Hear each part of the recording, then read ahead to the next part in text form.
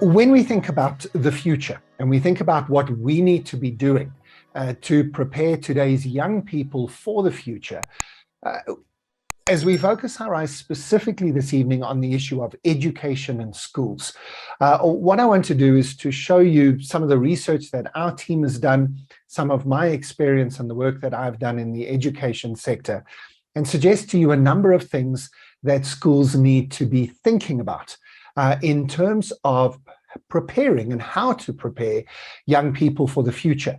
This is obviously going to be useful for school leaders and teachers, and also for all of those of you who are parents as well. As we look ahead to the 2020s, and let's be honest, schools have to look even further than that. A primary school today is preparing a young person for the world of the 2030s. And if your child is in preschool at the moment, you've got to be thinking about the 2040s before they hit the workplace. So schools have to be futurists, maybe more than the rest of us, combined with a long-term view of the preparation of the next generation. But however far we look, or however close we look into the next few years, I think there's only one thing that we know for sure, and that is there's going to be more disruption. And to be slightly cheeky about it, I think the only thing we know for sure is that we don't know anything for sure. Who knows what will happen next? We know that there's a lot of disruptors coming our way, from climate change to political disruption. There's going to be all sorts of shifts and changes taking place around us, but that's been true of every day of every year of human history on this planet. So at one level, we're not saying anything when we say we need to plan for disruption. On the other hand, the next few years, I think, are going to be particularly dramatic in human history, with a confluence of technology and societal change and shifts in historic institutions, all combining to create a historical era-shifting moment. In that environment, we need to be asking, what are the skill sets that are going to be needed on the other side or through all of this disruption? What are the things that businesses are going to be looking for? How can you future-proof yourself and your career? And of course, if you're thinking about it for young people, how do we give them the skills that will help them to navigate all of this disruption and remain relevant and make sure that they've got a job by the time they start looking for one? Now, if you do a search online for future skills or future jobs, you're most likely to come up with the World Economic Forum's list to start with. They do a spectacular job of gathering a lot of the research that's being done in different parts of the world, and in fact have an entire subsite. Here's the website address, the World Economic Forum, so weforum.org/focus/skills for your future. Again, if you can't see my screen or you didn't get that website address, just do a search for World Economic Forum Future Skills, and you'll find an entire website that will keep you busy for at least an afternoon, looking at all of the resources that they've got. And they've got lists upon lists of all the skills we're going to need, and they update it and they look ahead to 2030 and 40 and 50 and so on. And all the lists are very, very similar. And you can find plenty of these lists, and they're all very, very good. The interesting thing about these lists is that most of them can be seen through a very particular lens. And once you've seen it, you will never unsee it. That lens is, what can people do that robots and algorithms can't? So we know that robots and robotic automation are going to take over a lot of the physical jobs that need to be done in factories and mines and manufacturing environments.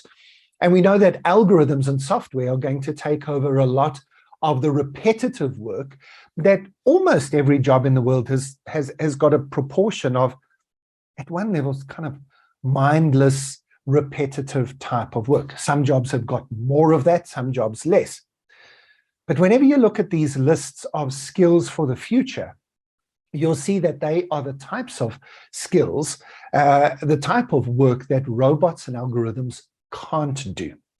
And so this evening, instead of taking you through one of these lists and just listing the skill sets that are going to be needed, you can do that on your own.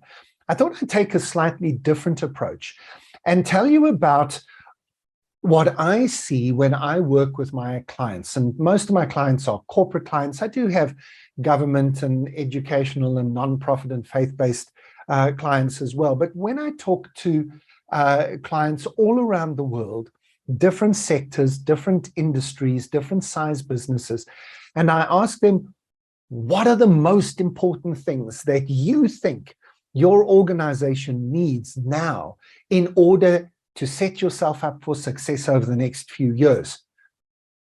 There are only 3 things that are common across those lists. Different sectors, different parts of the economy, different parts of the world have lots of different things that they think are important. But 3 things stand out. And I think this might be a better way to approach our question this evening. Because if that's what companies think they need, if we can prepare young people for those things, they're going to be what companies need, right? So the 3 things that I've seen, the first 2 of them are adaptability and resilience. Companies are saying, in order for us to survive over the next few years, we need to be resilient.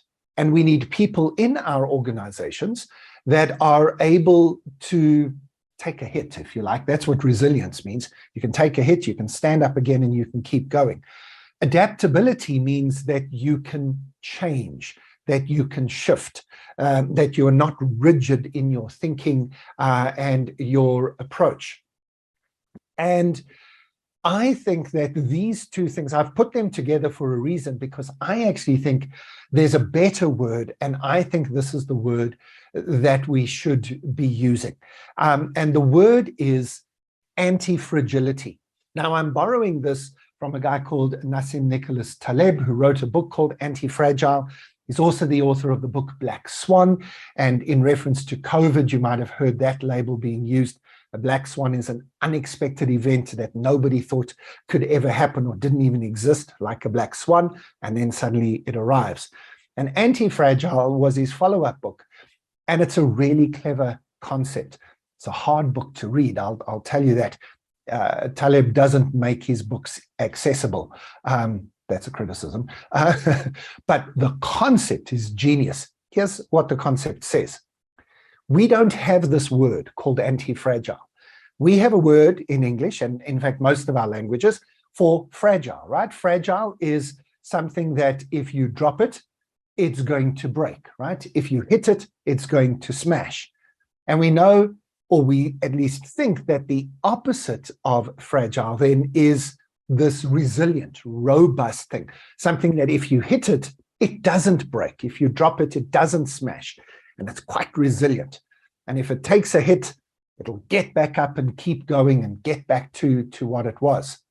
His argument is that actually we need a concept called anti-fragile, which is when you give it a hit, it gets stronger.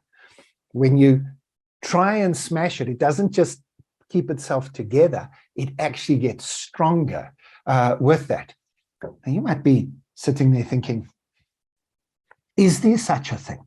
I mean, the concept I understand, nice concept, but do these things exist? Well, actually, a lot more things are anti-fragile than you imagine. We should have this word. For example, your muscles are anti-fragile. I thought at this point I might show you mine, but this is a little bit more impressive. Mine aren't impressive at all, thanks COVID. But when you go to the gym and you work out, if you work out to the point that you feel sore and your muscles are aching, the reason for that is you have actually torn your muscles just a little bit. You've got to get that balance right. If you go too far, I'm more of a runner than a gym guy. So if you run too far, too fast without doing all the training, you can really hurt your body, and your muscles can tear, and you can get real injuries that will take you ages to recover from. But if you do it at just the right pace, where you just push yourself beyond what you think is possible, then you take a moment to recover, your muscles grow back stronger. You'll discover that you can come back tomorrow or the day after, and at gym, you'll be able to lift a little bit more than you did before. It's slow, it's progressive, it involves some pain along the way. You're literally breaking the fibers of your muscles, but you grow back stronger. Teachers, I hope you're enjoying my analogy. I've already said about 5 things about the school of the future in talking about this, that we might have to break a few things, but we don't want to break them in a massive way. Just small, allow it to develop, this progressive building up over time. Anyway, beautiful educational concepts in being anti-fragile. If you prefer a different analogy, if you try and grow a tree inside a hothouse, inside a building, the tree will get to about 2.5 meters in height, and then it might fall over after that, because what trees need, especially when they're younger, is they actually need to be buffeted by the wind. And that's that creaking that you hear in a tree is actually little breaks, little bits of damage in that tree. Not too much, again, not too much. If there's too much damage, the tree falls over, it's broken, it's dead. But if there's just a little bit and there's time for it to grow back, that's what makes strong trees. Now, it's not only natural systems. This happens in the business world and in society all around us. The MBA language of this, the business language, is that there is sector adaptation when individuals fail within an industry. Okay, let me explain that. The airline industry is a great example, right? If one airplane crashes, what happens? Well, we immediately send a team out and they search for that so-called black box, which happens to be bright orange. And we grab that, we analyze the data as fast as possible, we work out what went wrong, and we tell every other airplane in the world what to do to sort themselves out. And if they can't sort themselves out, they are grounded until they can fix the problem. When one thing fails, everybody else learns from it, and the entire system is upgraded. So companies are saying that they need adaptability and resilience, that in the future they are going to be looking for the symptoms, the signs, the characteristics of people who are adaptable and resilient. And those are the type of people that they want to employ. And so we need to be able to instill these characteristics in people in our schools. And somebody asked in the Q&A box that when you're talking about schools, would this refer to universities as well? Yes, pretty much everything I'm saying this evening will refer to universities. I prepared it with schools in mind. That's what ISTOR asked me to do. But I am pretty certain that what I'm going to say will apply to universities as well. And the question is, have we done a good job in the last few years of developing adaptability and resilience? I think we have, actually. From my experience, many schools have done a remarkable job during COVID, which is one of the biggest disruptors any educational institution is ever likely to face. And yeah, it's been probably the toughest time that many teachers have ever experienced in their careers. And we're not out of it yet. And there's a lot of damage in the system. I think a lot of young people, a lot of students are going to struggle and are going to have gaps in their education as they go forward. But I think that the upside, and if we look for the positives, we'll discover that this generation of young people, I think, we will discover are a hardy bunch, are a bunch who are a lot more adaptable, who are a lot more resilient. They might also need a bit more medication, and they might be in more therapy than those of us who are older were. But we might have got value from medication and therapy when we were younger, if it was available. So I'm not trying to make light of it. It's been a tough time, and for many people, it is a tough situation that they are facing, and they're struggling to catch up and keep up. But I think that there's a way of framing what's happened in the last 2 or 3 years into an exceptional positive in the world in general. And that we need to point out to young people and to the education system that what we might have lost in content and curriculum, we have at least the potential to have gained in adaptability and resilience. But I have a huge fear that right now, a lot of teachers and a lot of educational institutions, schools and universities, are all desperate to get back to normal, to get back to the way that things were before COVID, to remove as much uncertainty as possible, to get back to the way that things used to be before COVID disruption. And in my opinion, that would be exactly the opposite of what we need to be trying to do, which is why I'm suggesting we need this language. We need this concept of being anti-fragile.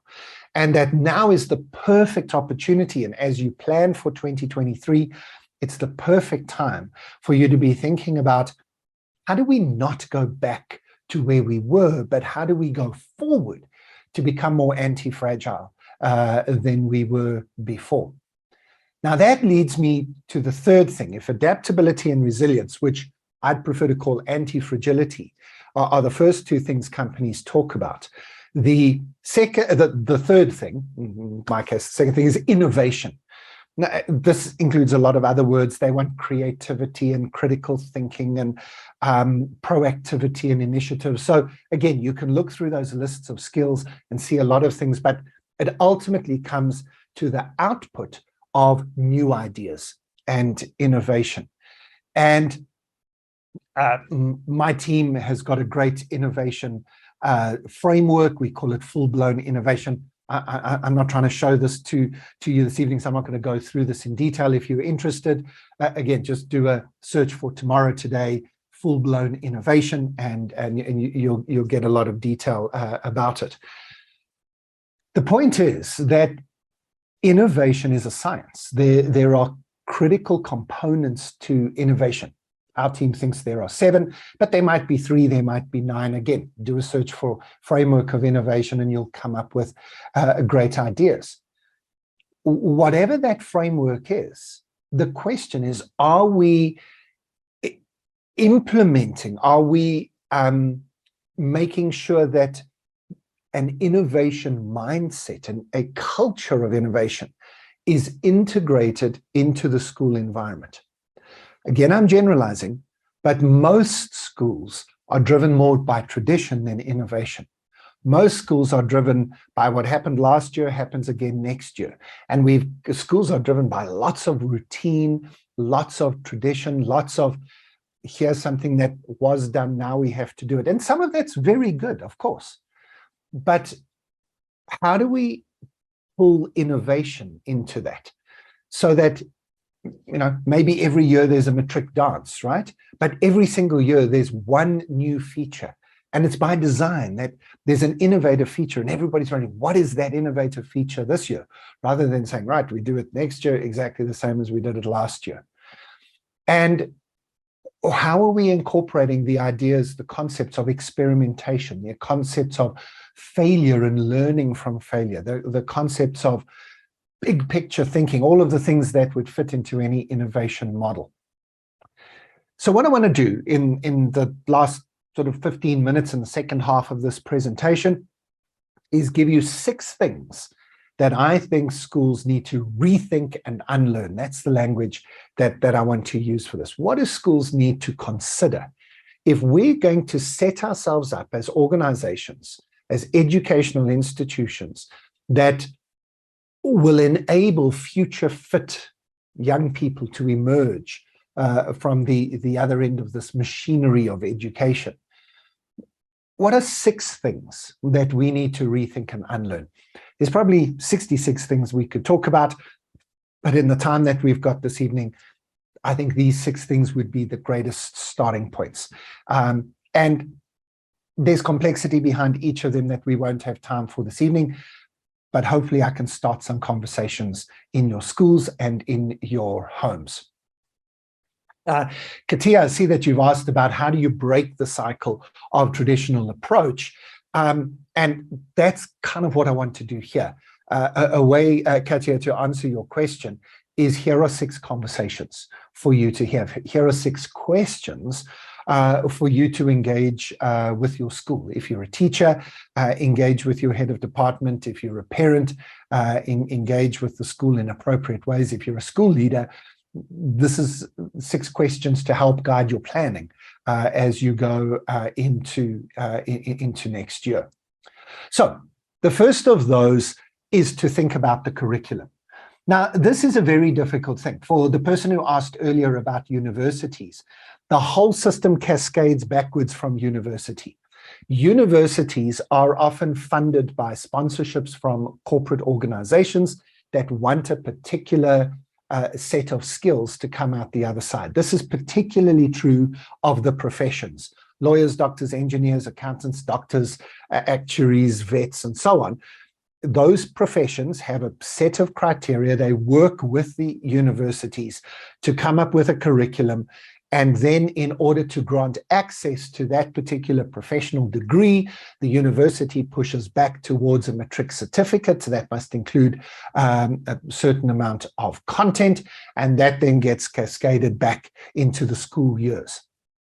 And that's kind of where the system works. Except a lot of organizations, and a lot of big organizations, global, well-known household brands, are actually stopping requiring university degrees to employ people.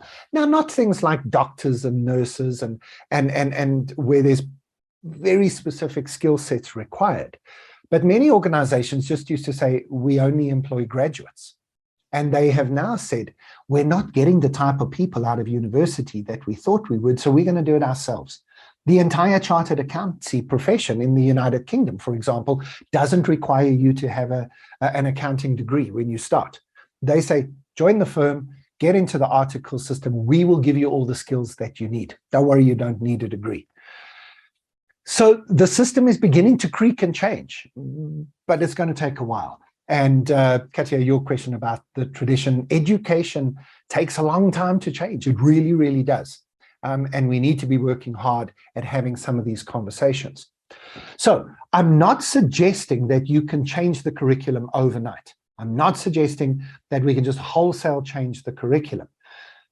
But even if we don't change the matric certificate here in South Africa, or the school leaver certificate, or A-levels, or whatever you call it in your country, even if we don't change that school leaver certificate, in most countries, you only need 2 years to study for that school leaving exam, 3 at the most.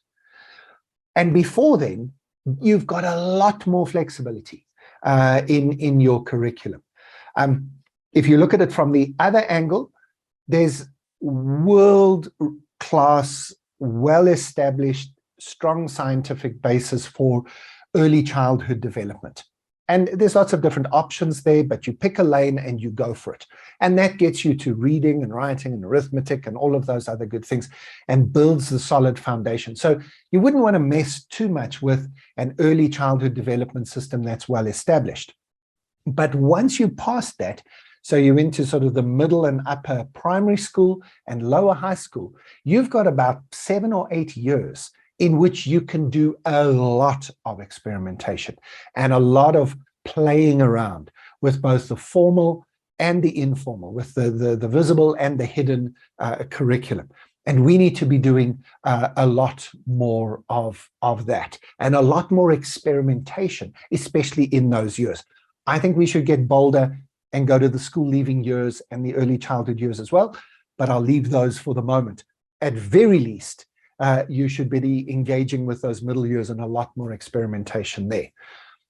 then one of the key focuses of that new curriculum needs to be the development of critical thinking skills.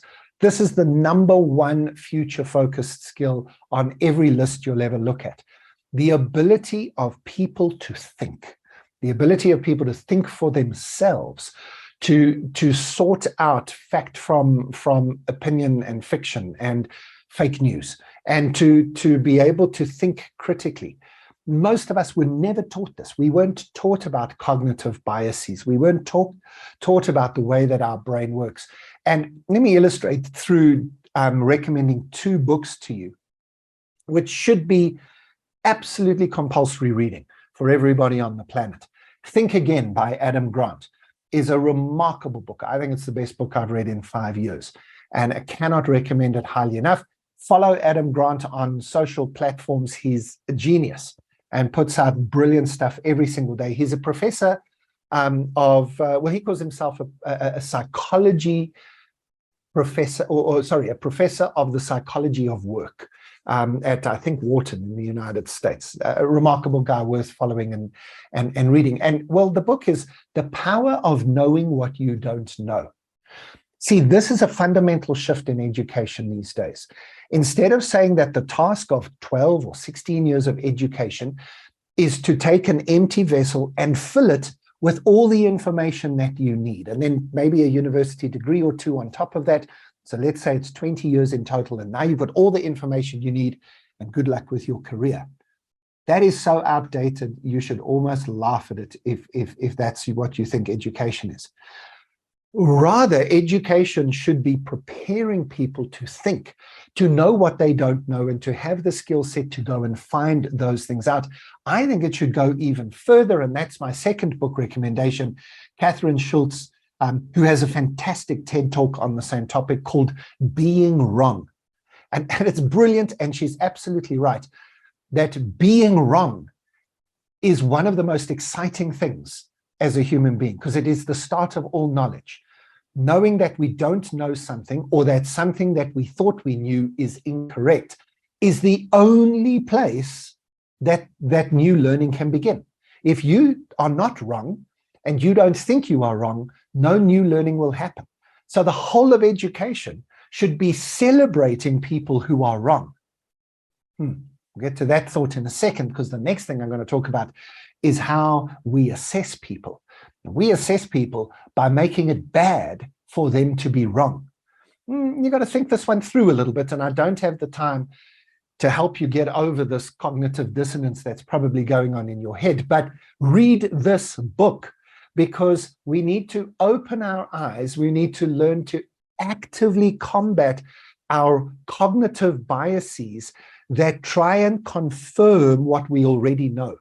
That's the most powerful cognitive bias you have, is confirmation bias.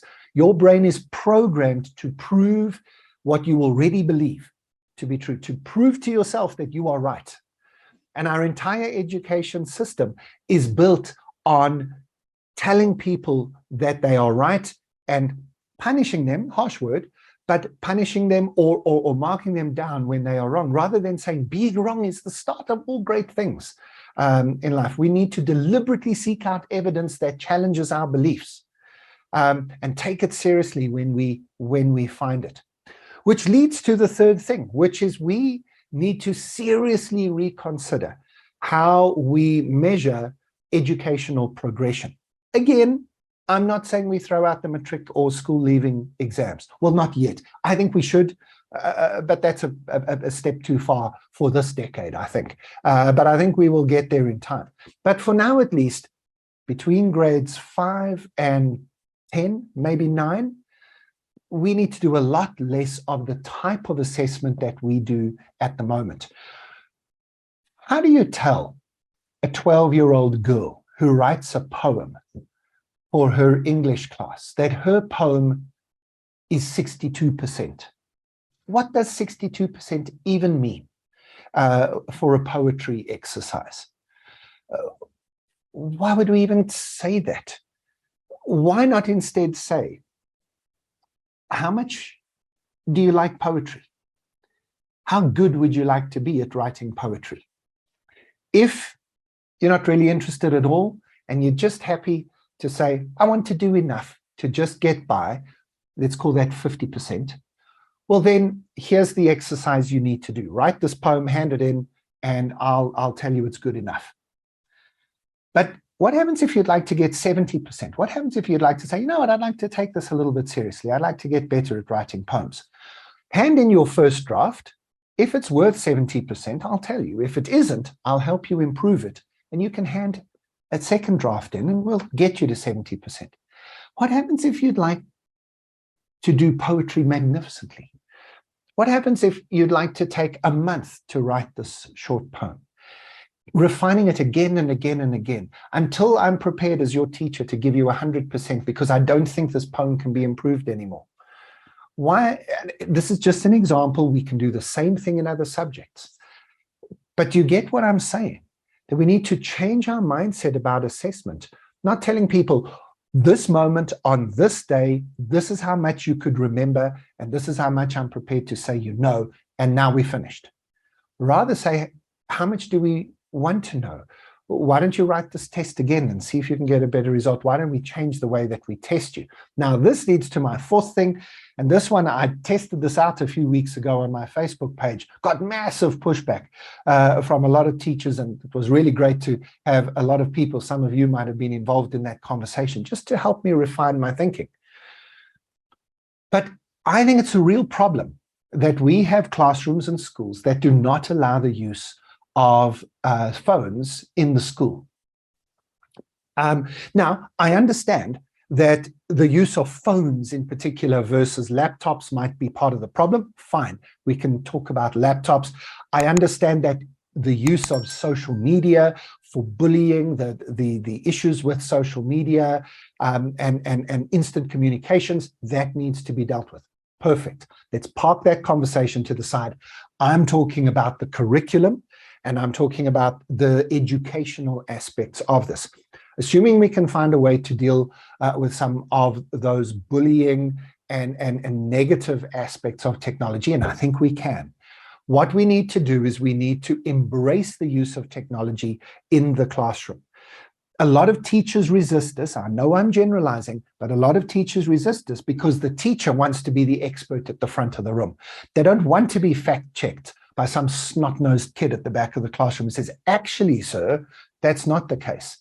I'm generalizing, I know, but we've got to adjust so that the technology that young people are going to have when they're older, which is all of the technology all of the time. They are never going to be one moment of their life without technology for the rest of their life. Why wouldn't we train them how to use that technology properly? Why wouldn't we train them how to access information, how to filter information, how to sort through information? Why would we assess them on what they can remember when Google is a click away for the rest of their life? We really need to adjust the use of technology in the classroom, understanding all the caveats behind that. A slight change of pace for my fifth one. One of the biggest sadnesses for me during COVID was this issue of technology. A lot of teachers had to go online, shift their classes online, and probably the cleverest thing to have done would have been to pre-record the class instead of going live. So you pre-record your lesson, you send it as a video, you say to the young people, the students, watch this video, and then we're going to get on a Zoom call and we're going to chat about it. So you go more along the lines of the Oxford and Cambridge University tutor-based systems. And I think that it's teachers and schools that did that saw that that was the very best way to work online. But a lot of teachers didn't do that because they said, I'm not very good at recording videos. Well, why do you have to do it? The biggest sadness to me was that we didn't get schools across different cities and the entire country and the entire world collaborating and saying there must be one maths teacher in the world who is the very best at explaining a particular type of quadratic equation. Let's record that video and we'll all just use it. There's a lot of ego involved. Again, I'm generalizing, but there's quite a lot of ego involved for a teacher to say, I'm going to let somebody else teach this lesson. And I'm just going to be the tutor, not just because being the tutor is the most important thing in that system. By the way, all of those videos already exist. It's called Khan Academy, and there's all sorts of others. You can do this. And what we haven't seen during COVID, and what we're not seeing now, but what we should, is schools collaborating with each other to develop remarkable technologies and the use of technologies. But most schools still think of themselves as competition with each other, and there's not anywhere near as much collaboration as there should be in the system. This is something to think about, schools, if you want to prepare the young people for the future. And then finally, talking about collaboration, I beat this drum all the time at the schools I work with. Parents are out of touch. Parents are out of touch with the world at the moment, and parents are the biggest pain in schools at the moment. You've got to train your parents. You've got to realize your parents are from a different, outdated era and don't understand these other things. They also, because they are overwhelmed by the changes in the world themselves, they don't even come to the stuff that you set up for them. So some of you recognize this, you do workshops for them, the parents don't arrive. You've got to fix that problem. I think every school that can afford it needs a parent engagement officer, not a PTA, this is a different thing altogether, but somebody whose task it is to get the parents understanding what it is that you're trying to achieve as a school. You can see, I could go on talking all night about this stuff. I'm passionate about it. I know I come as a consultant who's got idealistic ideas that won't easily translate into your school and your university. But don't just push me to the side and say, Graeme, you're a consultant, you don't know what you're talking about. I do know what I'm talking about, and I know that the stuff I'm talking about is huge. It will take a massive effort to change. If you're a parent, you can't walk into school tomorrow morning with a screenshot of this and say, why aren't you doing this? Graeme said you must. Because it's going to take years, it's going to take resources, it's going to take time. But we need to be working together as communities, parents, teachers, combining together. We need to be attracting the best and brightest into the teaching profession. And by the way, most of the teachers who are teaching are the best and brightest already. So I'm not saying that they're not. I'm just saying we need more of them. And we need people to contribute in ways that are more than just dropping your kid off at school and paying school fees, but getting involved in helping our schools to take us and our children into the future. Now, we've answered some of your questions. There are a few we haven't answered yet. We're going to come to those now. If you have any other questions, please put them into the Q&A box. If you need to leave now, let me give you my contact details. Now, this is what I do for a living. I help people to think about the future and to imagine, actually the word is reimagine, a new future. Please get in touch. Follow me on my socials. Not trying to sell you anything. I put stuff up for free every day that will help people just like you to think about the future. In fact, by the way, let me give you this link here, because you can get a copy of the slides I've used this evening at that link, gettalk.at/iStore13 September, 13 SEP, and that will give you a copy of the slides, and then you and your family, your teaching group, your school can have this conversation together. But now, Michelle, let me invite you back into the conversation. First of all, to thank you from iStore Meets Education and iStore Education side. I know that you do remarkable work and that you guys are as passionate as I am about the aspects of education that you're able to contribute to. And that's the pieces I've been talking about technology. And I know I'm going to speak as a bit of an Apple cult member here. I know, Michelle, you know that I'm fully Apple fanboy. Apple fanboy, and I'm not paid to say that at this webinar. But for me, the reason I am an Apple fanboy is it's more than the technology. It's more than the hardware that's in your hands. There's an entire ecosystem that allows you to to find curated content sources, to engage with technologies that enable learning and collaboration and sharing. So, I mean, it sounds like this is a pre-prepared advert for us, or it isn't. I'm just passionate about making sure that we use technology, and I know that you guys are passionate about supporting education. So anyway, that was a long-winded thank you for hosting this evening. Yeah. So I would have done my makeup a bit differently if I knew I was. If you weren't in load shedding, yes. If I wasn't in load shedding, I'd look like a ghostly avatar from the metaverse. But anyway, so Graeme, thank you very much. And I think it's really good to hear these points from someone who works with business and who's not, because I think it's so one of the key questions that keeps coming up, and I think it's one of the challenges that we always have, is, and I want to give some suggestions and then ask Graeme where you think, is that whenever you meet with schools, and you always do, it's like you've got a curriculum, you haven't got enough time, you haven't got enough resources. And it's always that. It's the curriculum, it's the time, and it's the resources. And especially in a country where we are all judged by our matric results. And I think that's really important. And what we've seen, what really works and in integration is, there are a few things. One is, just by integrating technology into day-to-day teaching changes the way the skills, changes the way you address things. The other thing is by using relevant day-to-day examples, current affairs. The other thing is cross-curriculum. So taking things out of their silos. So not going, this is maths, this is science. And the last thing is what we've really seen is coding. And I want to ask your opinion about coding, because one of our big offerings to schools is coding. And that we feel really does show resilience. It shows failure. It shows, and coding, you can use in English. And so, Graeme, what is your opinion about the importance of coding in schools?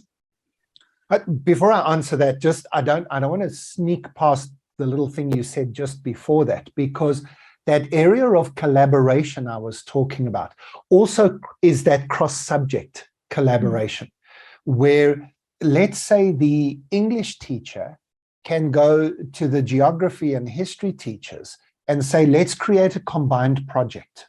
Let's create a project where somebody has got to study the history of a physical feature of geography, whatever, right? Or they've got to study a particular town, and they've got to look at the history, the weather, and a few other things, and they've got to then write an essay about it. And so it's one project that the history teacher marks the history element, the geography teacher marks the geography element, the English teacher marks the English. Now, that's a simple thing, and I know a lot of teachers listen going, yeah, we do that. But you also don't have to be in a school where that is the official thing to do. If you're a teacher and that makes sense to you, you can just do that. It doesn't have to be part of a curriculum shift. You can just say, that makes sense to me, I'm going to do that. Now, to get to your question on coding, I think coding is spectacularly valuable to add to the curriculum. And I don't understand schools that are not in the process of at least having this conversation about where to find a space for it. Because, well, to put it differently, when I was at high school, and this will give my age away, if you wanted to become a lawyer, you had to have Latin. You had to do Latin. And so pretty much everybody, I'm that old that it was all the boys did Latin while the girls went off and did typing. Oh, God, good grief. Sounds like we'd be 3 centuries old when we say that, but that was the reality of the 1980s. No, it's ridiculous that was just the 1980s. At least we've upgraded since then. So we did housecraft while the boys did gym. So it's like, so Michelle, we've proved we can change, right? When society says, "Ooh, let's change that," so we know it's possible. Anyway, sorry, that's a different story for another day. But I had to do Latin for 2 years in case I went on to become a lawyer. And our Latin teacher used to say, boys, Latin is not just a language, Latin is a way of thinking. I'm not sure I ever bought into that, but I get the point he was trying to make. You're learning a structure, because Latin is a very structured language with all of those, what are they called, declensions. I still remember them, whatever. You know, and you learn these things off by heart, but it's teaching you a structure, and then there's like this mix and match of those structures. And so you're learning a way of thinking. I think that's what coding does. Whether you go on to become a computer programmer for a living or not, it is not the point. We need a lot of people to be computer programmers, and being a doctor who can program computers, being a lawyer who can program computers, being an engineer who knows how to deal with robotics, that's going to be hugely valuable. So no matter what profession you go into, coding is going to be useful. But coding in and of itself, I love the spin that you put on it there. Coding also teaches you trial and error. Trial and error. How do I get the machine to do this thing? Well, let me try this line of code. Error. Okay, let me try a different line of code. Error. Only an absolute, like, weirdly genius is ever going to sit down and write 100 lines of code that work first time. Nobody does that with coding. And so there's the skill set of critical thinking, experimentation, trial and error, resilience, adaptability. All of that is part of what you get out of coding. And you can have a hang of a lot of fun, even if you're not a nerd, with some of the things you can code. Anyway, long answer, but great question. Yeah, I can see the time. So I've got 3 more questions that have come from the conversation. Sorry, I will keep the answers short. Yes, no, that's fine. And everything we are saying, just to answer the questions, and I can see Natasha's there, and so it's good to see you, Natasha, is definitely this relates to university as well. I think so. A question that you say, should schools be working closer with university and closer with industry? Because the silos of schools and universities and industry are very specific. And would that solve a lot of these issues? What do you think about that? And how do we do that? That's a lot to ask of a school, right? To go out to professions and to engage with their curriculum development. But if you've got the capacity and some really, what's the right word? Some entrepreneurial type teachers might find that that's a clever thing to do. A lot of schools that have resources are able to invite parents and professional people to come for career evenings. It often happens this time of year. And you could invite those same people to come and have a chat with you to say, just how might you incorporate 1 or 2 of the key parts of that profession into the curriculum? So this is part of parent engagement. Engage with the parents in your community who have professional skills from particular industries and see what you learn from them. But I actually think that the specific question you asked, it would be a big ask for schools to sort of re-establish their curriculum. I can go back to a question that Chris asked earlier. I think it was actually the first question, Chris, that was put in, and I didn't have a place to put it, so let's not forget to answer it. Do you think there's a synergy in South Africa between basic education and higher education? And Chris, for the South African people watching this, I'd add in, we have, I don't know the exact title because it's kind of a very ineffective ministry, but we have a ministry for small businesses, for entrepreneurs. And then I would also add DTI, the Department of Trade and Industry. And those departments should all be working together. They should have offices in one building because they're all integrated. How can basic education make decisions that might be different from what the higher education decisions are made? And then how can any of those differ from the small business or the trade and industry? So yeah, I'm not sure how much they do or how much evidence there is that they do, but they definitely should. Chris. Yeah. A number of other people I know have asked Michelle, and I think we've answered them in the background. We are recording the session. You can get the slides. And please share the link and the video for this. This is to be shared. And I think important to note, and I think it's a big thing, it's important that these conversations are not only for very wealthy or overly resourced schools.